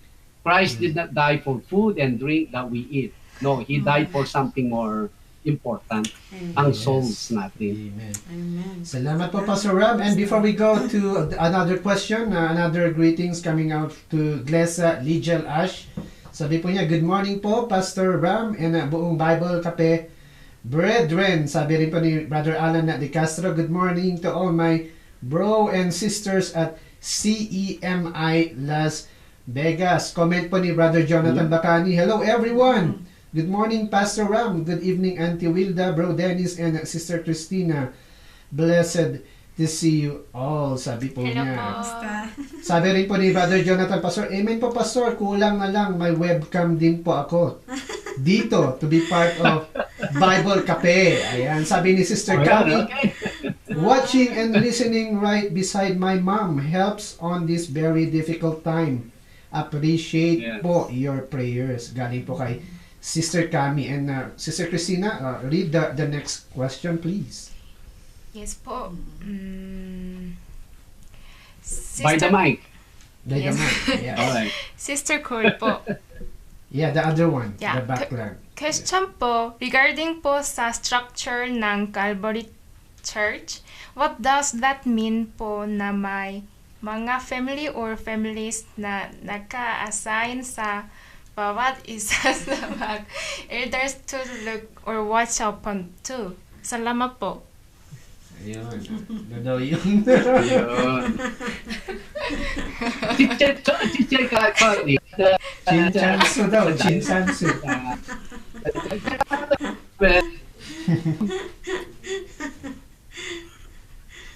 Ang sinasabi natin kahapon, salamat Sister Cory. By the way, we'll see you later, no po. Ang the structure, let's make three, ano po. Ano ba, ako po ang senior pastor. And then under me, meron pong mga elders. We have four elders, and then we have two junior elders. Yung two junior elders natin, they are most potential to replace any of the elders na halimbawa mag-move out na or something sa hindi na sila part ng fellowship. Yung two junior elders natin, one of them will take place sa ano na siya, full recognized elder. Now, sa akin, under me, I have 6 families, yung 4 elders at saka yung 2 junior elders. Now, every elder ngayon, meron po silang family that they oversee, they look after. Actually, we design the individual or family fitting to dun sa elder na above them. Kung meron po silang issue, they go to the elder. Kung ang elder hindi niya ma-handle, that's when they will come to me. That's why sa akin, my families are the elders, hindi po ang lahat ng families ng Calvary Chapel. So whatever is the issue sa 6 families na ito, that's where I focus. I will not jump into the issue or family na meron namang elder na nakahawak po dyan. Yan po ang design ni Moses. Yan po ang design ng mga judges. At even though someday 1,000 na yung member, if ever, kung Yahweh will bring us there, pero that's not our desire. Our desire is to send 1,000 workers all over the world. Better than iniipon namin ng mga 1,000 gifted people. Unless Yahweh will have a different arrangement, will have a different timing na he will gather us first and then all together ma-equip mo and then send mo sila worldwide, pwede yun. We do not know ang ano ni Yahweh, pero for us, that is the design right now. We don't, halimbawa ikaw po ay hindi ka naman elder, you don't immediately call me because if you call me, you're bypassing some kind of protocol. Meron kang binibreak na protocol. Kaya you talk to the elder and then the elder will say, okay, pwede ko bang makausap si Pastor Ram? Okay, yeah, the elder will inform me. We can talk, but mas maganda nandun yung elder. Ganun po yung structure ng Calvary Chapel Baguio. Ayun, if I answered it according sa inyong katanungan, Sister Cory. Ayun, salamat Ayan, po. salamat po, Pastor May Ram. greeting din dito si Sir Ronnie Guillermo. Sabi niya, Pastor Ram, question po. How do you explain to an unbeliever if they hear something inappropriate words? Example po, it discriminate their human rights. Excuse me. Pero unbeliever daw. Opo. Opo. Wow. Excuse Okay. me. Yes. Maybe ano po 'yun eh. Yun na po yung effect. But what was the cause? Ano po yung cause? Ano yung context? Bakit ang isang tao ay nasabi niya yon? Like I said, everyone they have their own right. Amen. Meron po tayong rights bilang human na pati nga sa batas, merong human rights eh. So ano yung human rights na yan? Meron talaga siyang boundary na you cannot just say anything. Even ito po, let me inject ito. Even sa mga even sa noise, people now these days wala na silang ethics eh. Sometimes pag sila nakikipag-usap sa phone, they're actually occupying the space of the quietness, space ng ibang tao. They talk, naririnig mo yung pag-uusap nila. That is actually unethical. You're occupying the quietness of other people. Yung sa amoy, some people they wear cologne or perfume na it's so strong. You're occupying the privacy ng amoy ng ibang tao. Actually, I rather have that kaysa doon sa amoy pawis. pero dapat hindi na occupy yung magpabango. I wear cologne, hindi, perfume, hindi, cologne. I wear cologne also, hindi perfume. Perfume is strong na yan concentrated yan. I wear cologne, but to the point na I wanna make sure that I'm not occupying another person's boundary. Actually, until you come close to me, you will not smell my cologne. Let's say, kung nandoon ka, you will not even realize I'm wearing a cologne. Dapat yung, pag nasa boundary ko na, tumabi ka sa akin, hey, that's my boundary, now you're gonna smell me. Pero, ang tao, meron po silang karapatan. Kaya if you are, anong word ni Chef Ronnie? Hello? Sabi po, if they hear something inappropriate words, example po, it discriminate their human rights. Oh yes. If they hear something na it's not addressed to them personally, I don't think they discriminate sila. They're taking a side na what if yung narinig nila it's just a shout. It is a loud voice. Do not be so offended. Hindi naman ikaw yung kausap eh. Di ba? Kung halimbawa, kausap mo yung tao directly and then na-offend siya, yes, meron siyang right. So what you will do kung ganun ka pala, wear a headphone, listen to music, your preferred music para hindi ka ma-offend. Pero I'm talking about yung when you're conversing with someone, when you're addressing a statement, idea, or a fact, or view sa another person, pag na-offend yan, meron po siyang karapatan na na-offend po yung tao. Kaya nga tayo, we have to be careful in stating any word sa ating mga bibig. Yes. Ayan. Tama. I hope we covered that. Opo. For those of you who just tune in po sa oras po na ito, you're watching Bible Cafe live broadcast. If you miss po yung first part ng ating program, you can watch po the replay over YouTube. So before we go to our next question, may comment po si Sister Malu Bergara. Sabi po niya, hello everyone, listening Bible Cafe with my friend Erlinda here in Roseville, California. Sister Malu, miss ka na namin. Si Sister Tess Rodrigo dyan sa Quezon Hill is also watching us tonight. Ayan. Si Kuya Danny din. Yun, si Pops. Diyan din si Pops. Sabi po ni Sister Helen Flores Pablo, have a blessed day po sa inyong lahat. And more power sa Bible Cafe. God bless po. Ayan. Sister Rosana San, she says, thank you very much. Thank you, Pastor. Ayan. Si Jules Trinidad wants to say, hello, kapatid. Sabi niya. Then si Pastor Renan Ana Mangonon is with us. Kakapasok lang po niya. Sabi po niya, hello. Ayan. Also for Helen Flores, Sister Helen, have a blessed day po sa inyong lahat and more power sa Bible Cafe. God bless po. Maraming salamat. Alright. Ayan. So we're up to our next question. Do you have it there, Sister Wilda or Sister Christina with you? Sister Christina, do you have the question? Sister Jules po. Yes. I have it here po. Hello, Kuya Pastor Rames. Sorry po. Thus, Ecclesiastes chapter 3, verse 21 states that when animals die, they don't go to heaven. Oh, I remember my childhood po because this one was my question also. Apparently, huh? Alin daw, 3:21. Opo, Pastor, Ecclesiastes 3:21. 3:21. Okay. Ecclesiastes 3:21. Someone will read it? Can someone read it? Ayan, habang hinahanap po ni Sister Wilda, sabi po ni Sister Violeta, the two in, good morning po, Pastor Ram, and all the Bible Cafe Bros.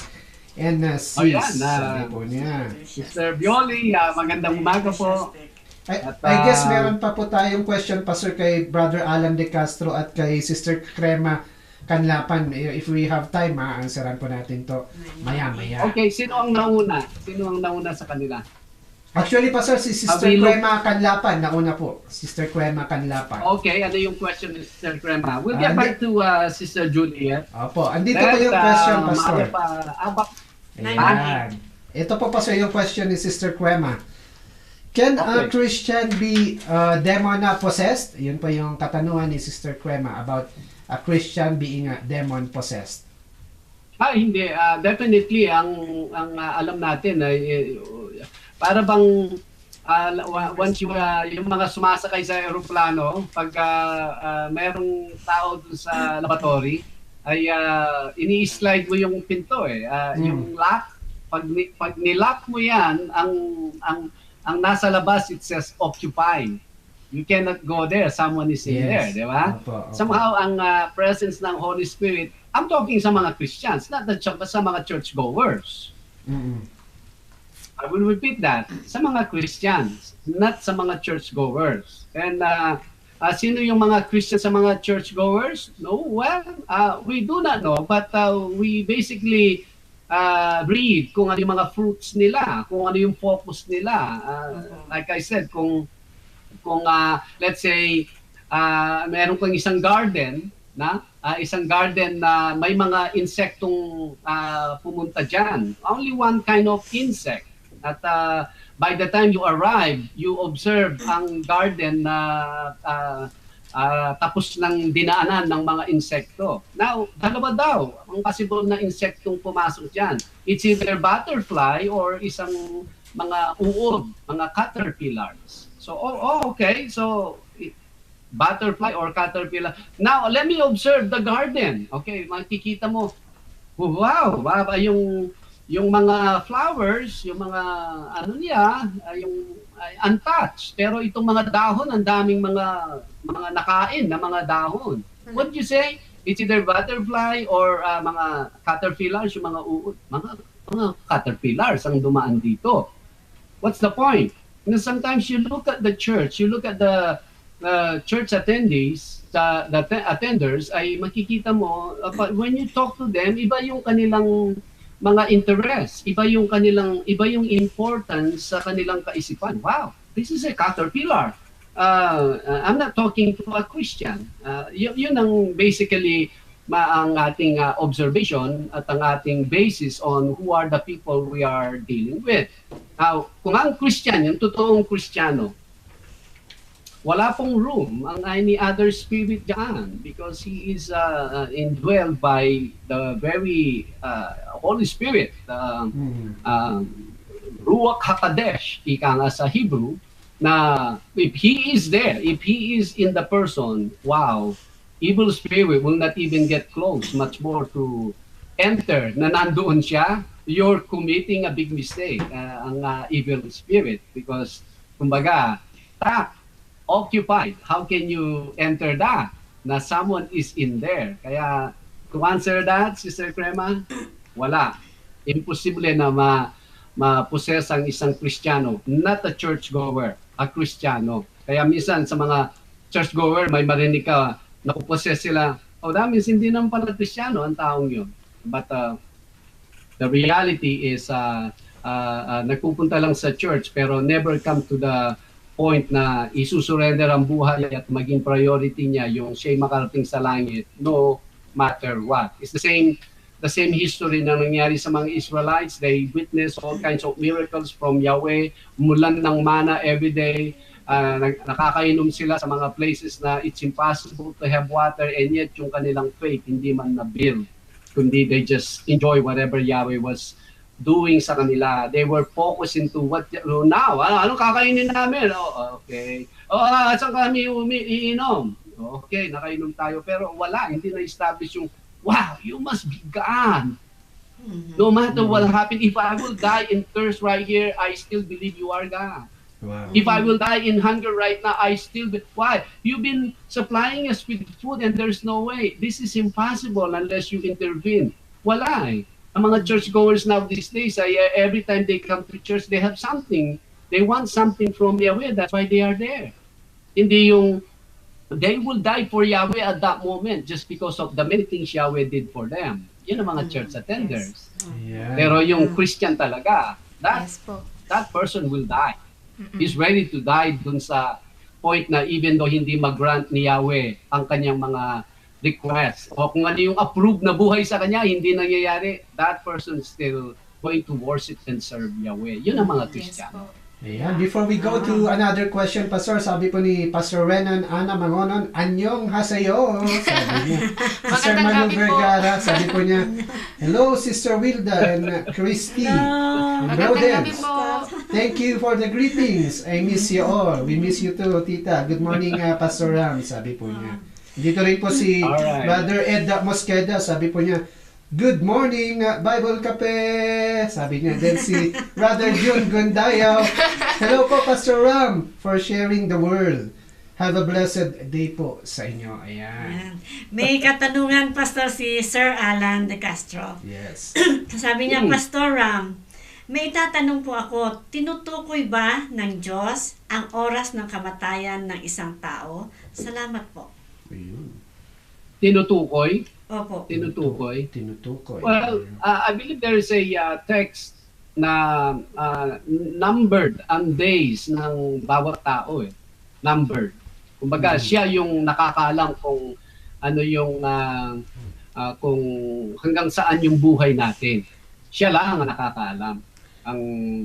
Ang sa atin, definitely malayo na. Kaya ang ating counterpart sa bagay na yan is to live our lives kumbaga according sa kanyang kalooban, according sa kanyang kautusan, because we never know, maybe this day is the last day of his counting sa buhay natin. Kaya Amen. unknown sa atin yun eh. Kaya tayo, we must bring ourselves approved to him every single day. Pero siya, alam niya kung hanggang kailan yung kaya we cannot question bakit na ang aga niyang namatay. Ang tandaan niyang bakit ang tagal niyang mamatay. Yes. Pastor, tama ba yung verse na teach me to number our days aright Yes. that we may gain a heart of wisdom? Amen. Oo, pwede yun. Opo. Kumbaga yung ang verse na yan ay sinasabi lang na ilagay mo ang aking kaisipan na ang araw ko'y bilang lang dito para ako'y maging kaaya-aya sa iyo. Yan, dalhin mo yung kaisipan ko na numbered lang, hindi yung I will live here forever. Sometimes yun na yung mga kaisipan ng mga tao ngayon, even nagpupunta sa church eh. So they wanna build their kingdom as comfortable, they wanna pursue life as convenient and everything. Nawawala na yung kaisipan na Yahweh has a particular number sa bawat tao na siya involved sa buhay na ito lang. And then after that, you stand before Him, now you give account sa lahat ng mga binless niyang buhay sa iyo and everything. Ayan, thank you po, Pastor Ram. It's like 10 minutes before our second hour together, so we ask all of you to send in your questions. Kung hindi po namin masagot for tonight, we can answer that po sa ating mga susunod na episode. So we're up to our last question for tonight. Yung Ecclesiastic, balikan natin ba yun? Yung Ecclesiastes na, kay kapatid na Jews. Nandito po sa Ecclesiastic 3 verse 21 says, who knows if the spirit of man rises upward, and if the spirit of the animal goes down into the earth. Mhm. Oh, okay. Yeah. Ang ito, ang segment na ito, looking at it quickly, ang the edition of this New King James Version, beginning verse 16. Remember, ang Ecclesiastes ay kumbaga sulat ito na hindi naman siya literal hindi siya literal. Kumbaga, King Solomon is throwing questions. He's throwing questions, he's not teaching a lesson. He's not teaching a precept. Hindi niya sinasabing ito 'yon. Ang sinasabi niya is sino makakapagsabi? Yan, sino makakapagsabi? Kaya beginning verse 16 na tinitle ng editor ng New King James Version na hawak ko, meron siya kasing subtitle dito Ang subtitle niya, Injustice Seems to Prevail. I will say it again. Injustice seems to prevail. Ito ay napakagandang senaryo diyan sa Pilipinas na makita natin ang mga sabihin natin mga crooked, mga corrupt na mga tao, they were able to build their wealth at ngayon dahil may mga pera sila ay untouchable sila, you cannot even sue them even though they kill, you cannot even put them to jail. It seems like yan ang ini-impress natin sa mga citizens ng Pilipinas, kaya marami ay they're pursuing the wealth rather than something else. Kaya injustice seems to prevail. Only the Christians will open their eyes na no, kahit you have the upper hand right now, that will not last. I rather have what is true, what is justice, and what is right, what is approved before Yahweh, because it's a matter of what will happen after this life. Ano po? Kaya dito, King Solomon presented something na it appears to be. Kaya itong isang question na he threw here, sasabi niya sa 21, okay, kahit ang verse 20, with that context, we can read verse 20. Ang sabi niya, all go to one place. All are from dust, and all return to dust. But is it really? Is it really all go to one place? Well, ang physical. Pwedeng magpunta lahat sa dust. Galing tayo sa dust, babalik tayo sa dust. 21, who knows? The spirit of sons of men which goes upward. Who knows? Sino makakaalam? O yun. Kumbaga, sino makakaalam na pupunta nga, paitas nga ang espiritu ng Diyos, espiritu ng tao. Baka mamaya, pagkamatay ng tao, nandito lang pala siya, but a different dimension. How do we know? Diba? How do we know? And then, and the spirit of the animal, which goes down to the earth, ibig sabihin yung sila, espiritu nila, pupunta ba dito? Also, do not know according dito sa text na ito, because he is throwing us a question, pero ang alam natin, sa millennial kingdom, mayroong mga na-mention na existence, kumbaga, participation ng mga animals.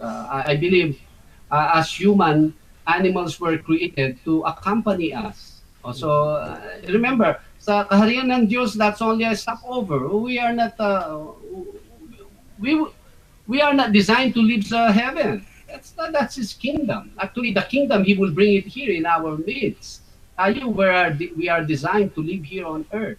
Right now, He's about to do a cleanup dito sa mundo. He's about to clean up all the wicked people, and He's about to reset this world, this earth, by sending that great fire. But after that, He will bring us. He will bring the earth once again as we dwell here forevermore. We are not for, hindi po tayo mga celestial. Right now, He gave us introduction of this terrestrial body, and eventually we will go back again having the terrestrial body, but just in a different form, a glorified one. Kaya hindi po tayo taga doon. Ang animals will be here with us. We will enjoy them and everything. Pero hindi ko sinasabi yung animal. Halimbawa, si Lo sa bahay. Bunso namin yan. Ako nga, before I hiking dito sa US, siguro nagpaalam lang ako kay Rebecca twice. Nagpaalam ako sa mga anak ko, once. Pero si Noah, parang 5 times, sinubuhan ko siya, nagapa ako sa kulungan niya. No? That's how I am close sa mga, but if law will not be there, so what? I will have my other laws. Hindi not necessarily si law na I have, but I know there will be animals around me. Lalo na tayong mga Gamboa, I think we're animal lovers. I'm sure mga kapatid who are. Pero sa amin po, ang mga animals are so dear. At least sa mga Gamboa ang alam ko. Alright, I hope na sagot yung katanungan na yun. At least we brought some, other perspective. Yes, Pastor. Sabi po ni Sister Jules Trinidad, thank you po. Praise Yahweh. Kay Sister Helen Flores Pablo, sabi po niya, sige po, time for me to work na. Might see you later po, Pastor Ram, sa church. Okay, good. Sabi rin ni Sister Jules, Pastor, I would like to share to you, kapatids, if you haven't heard the song Psalm 29 by Exodus Road Band, please do. Yan po yung mga comments natin for tonight. Yes. Opo. Ayan. All right, are we on our Parting duration time, ng ating program? Si Sister Flor Canapit is watching us. Hello po, Ma'am Flor. Hello Thank you po. for joining us again, Brother June. Salamat at nakatagal ka nakatagal ka. Si Sister Violi, salamat, our new and very active viewer po natin. Say hello kay Kuya Benji. Sino pa yung nakita pa niya ng si Brother Chris Vergara, si Kuya Manong Chris, hello ko. Salamat for joining us. Thank you for watching and kumusta na po lahat dyan sa Canada. Nandiyan kayo sa taas namin ngayon. Sister Lorna Tolentino, hindi po ito yung artista, si Sudaria. Sis Lorna Pusa, ayan. I think pamangkin ni Sister Lalaine, si Sister Helen Pablo. Ayan, nag-greet na rin si Sister Tess. Let me just browse this and then magpaalam tayo. Also Ayan, for si Ate Evelyn, my Malu friend. Samson Lacalilaw. Che, kamusta? Maya Pabak. Salamat for watching us. Sige po, and then si Ken Demain is watching us. Ken, maayong gabi dyan sa inyo, no? Kumusta na lahat ng mga igsuon or kapatiran dyan sa place ninyo. But anyway, yun po ang ating other people na nandito sa aking screen. Sige po, take it over. Si Evelyn din, my friend. Thanks for watching. Ayan, Tsaka Manang Jean, we will pray for your request. Ayan, so salamat po for being with us for the duration of Bible Cafe. Nawa po ay samahan niyo po kami sa susunod na episode. We do ask you to keep on subscribing po sa Leader News Philippines. Like the page po ng Bible Cafe and we will give you notifications whenever we go live sa ating broadcast. Whenever you missed yung live broadcast po, you can catch us over YouTube sa inyong ideal time. So maraming salamat po sa bawat isa sa atin and may the Lord bless us all. God bless. At truly napakaganda ang lesson natin for tonight. And I believe each and every one of us na nabitbit natin ang ang salita ng Panginoon. At naway have again for tomorrow's episode. Watch it again. God bless everyone. Again, nice to see you everyone again. I really enjoyed with you this episode. I hope I can see you again next episode. This is Sister Umbi. Ayun. All right. And earlier I saw Sophie's reaction to our answer. She said she will take all our names. Nice. All right. Sabi ni Sister Sabi po ni Sister Malu, have a blessed day everyone and shalom. Yun. Ayan, shalom. Alright, salamat. And wow, when we're having fun, ang bilis ng oras talaga. Opo. Yes po. Nice. Imagine, 2 hours. Naka 2 hours na ba tayo? Opo, Pastor, 2 hours. Nice. Meron na nga nagre-request, bakit hindi daw kami ng 3 hours? Ayun, imagine, 3 hours. Kaya 3 hours, kaya lang, I don't know, baka magbayad na tayo dyan sa Leader News. Opo. I'm just joking. But yeah, sure, the day will come. In the meantime, 1 hour, 2 hours, ay napakarami ng napapag-usapan. At naririnig naman po ninyo, ang ating focus ay ang salita ng Diyos. Or maybe some from our own view, from our interpretation, how we look at things, buhay natin, whether sa buhay Kristiyano or sa mga other issues ng buhay. We trust ito ay ang raw material natin ay ang salita ng Diyos. We have no other agenda but to kind of discuss with you, mailabas yung ating mga katanungan, hopefully ang mga sagot tayo or na-incorporate lahat dun sa kalooban ng ating Panginoong Yahweh so He can continue to guide us ang ating mga buhay as we live ang ating mga Christian life sa ating paghihintay sa pagbalik ng kanyang butong na anak, ang ating Panginoong Jesus, even Yeshua. Now, ang naging proverb po natin kanina is this, Proverbs chapter 8, verses 32. Sabi niya, "Now therefore listen to me, my children, for blessed are those who keep my ways. Hear instruction and be wise, and do not disdain it. Blessed is the man who listens to me, watching daily at my gates, waiting at the posts of my doors. For whoever finds me finds life, and obtains favor from the Lord. But he who sins against me wrongs his own soul, and those who hate me love death." Ito po yung panggising sa ating mga espiritu. Na huwag tayong madaig kung ano yung sinusuot natin, how we look like, ano yung kinakain natin, ano yung position natin, how much ang pera natin sa bank account. Please don't.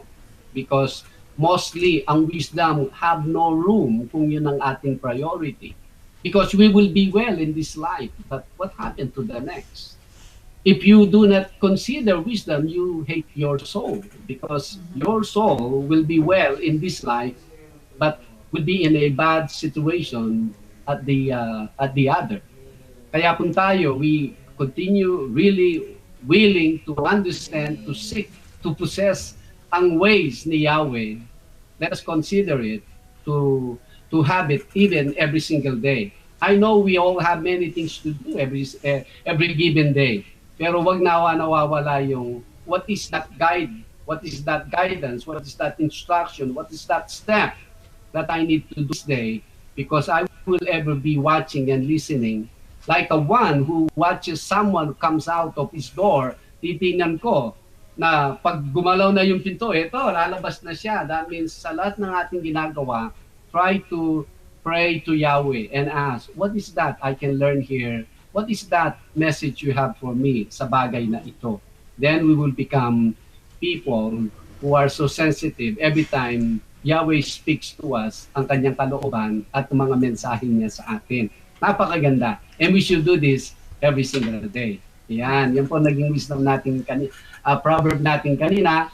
Hopefully ay meron po tayong natutunan even dito sa ating 2 hours na program. I'm sure you are enjoying at I'm sure you are increasing in knowledge. Now, start living with that knowledge. You will have an understanding. You can even attract wisdom to cover and possess ang ating mga kaisipan. Salamat po. Ito po si Pastor Ram Gamboa ng Calvary Chapel, Baguio City. Again, as we always say, ibuhay natin ang ating mga buhay sa kaluwalhatian, kapurihan ng ating Panginoong Yahweh. We're just passing by. Don't build your kingdom here. We're just passing by. At to where He will take us, napakagandang place na yan. Sometimes nakakalimot lang tayo. We look too much sa physical. We forget to give more time, attention, focus din sa spiritual. Kaya let us live. Ibuhay natin. Mabuhay po tayo sa pangalan ng ating Panginoong Yahweh. And everyone, as we always say, Shalom. Shalom.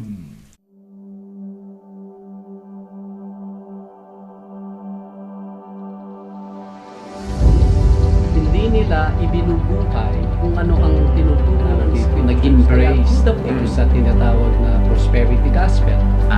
No offense, instead of finding God in going to church,